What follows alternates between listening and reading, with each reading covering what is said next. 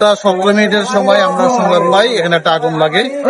আমাদের Baridhara fire station থেকে 2 minute ঘটনাস্থলে রওনা দেয় এবং 10 মিনিটের ভিতরেই আমাদের ঘটনাস্থলে এসে পৌঁছে থাকে 6তলা ভবন, নিচতলায় হইল হাটের দোকান, দোতলায় হইল একটা বিউটি পার্লারের দোকান এবং 3তলা থেকে 6তলা পর্যন্ত আবাসিক ভবন। দোতলায় প্রচন্ড আগুন, আবাসিক দোতলায় আপনার প্রচন্ড আগুন এবং প্রচন্ড ধোঁয়া। সাথে সাথে আমাদের 2 মিনিট কাজ শুরু করে এবং তাকে সাহায্য করার জন্য আমরা তেজগাঁও থেকে 2 মিনিট ঘটনাস্থলে পাঠাই। ঠিক 30 মিনিটের ভিতরেই আগুনটা আমাদের নিয়ন্ত্রণে চলে আসে এবং 13টা 40 মিনিটের মধ্যে আগুনটা সম্পূর্ণভাবে নির্বাপন করা হয়। প্রচন্ড ধোঁয়ার কারণে উপরে ধোঁয়াগুলো উঠে যায়। আমরা চিলিকুটায় আমরা 3 আমরা আহত এবং নিহত অবস্থায় পাই এবং একজনকে বাথরুমে অবস্থা পাই। চিলিকুটার যে দরজাটা ছিল সেই দরজাটা বন্ধ ছিল ছাদে যাওয়ার জন্য।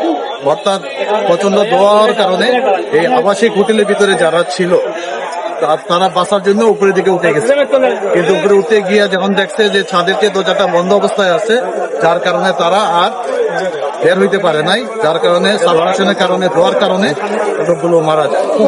4জনকে মৃত অবস্থায় উদ্ধার করি এবং পুলিশের কাছে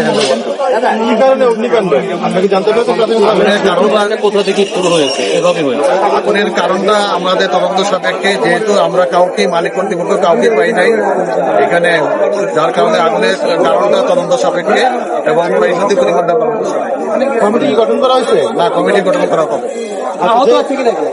2জনকে আহত অবস্থায় আমরা উদ্ধার করি। ভাই, এই বিল্ডিংটাকে নিয়ম মেনে তৈরি করা হয়েছে, আপনার কি মনে হয় বিল্ডিং কি রাজুকের নিয়ম মেনে তৈরি করা হয়েছে? পর্যাপ্ত অগ্নি নির্বাপক যন্ত্র এগুলো কিছু ছিল, অথবা ফায়ার এক্সিট? আপনারা যে কোনো ফায়ার এক্সিট দেখেছেন কিনা? রাজুকের নিয়ম মাফিক বিল্ডিংটা তৈরি করা হয় না, আর এই বিল্ডিং এ কোনো ফায়ার সেফটি প্ল্যানও ছিল না এবং ফায়ার সেফটি ব্যবস্থাও ছিল না এবং সিঁড়িগুলো ছিল সরু। 3 ফিট থেকে 3 ফিটের মতো একটা সিঁড়ি ছিল, এই সিঁড়িতে উপরে উঠতে ছিল এবং সিঁড়ির পাশে যে জানালাগুলো ছিল জানালাগুলো কাজ দিয়ে বন্ধ করা ছিল।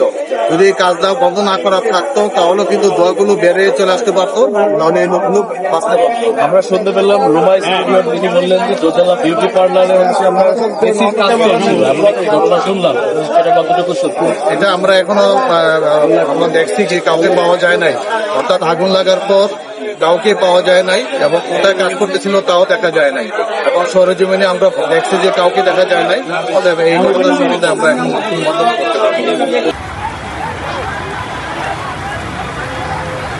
আমরা 6তলা হোটেলে 6তলা হোটেলে আমরা আগুন দেখতে পাচ্ছি। আমরা আগুনে কাজ করছি ভিতর দিয়া।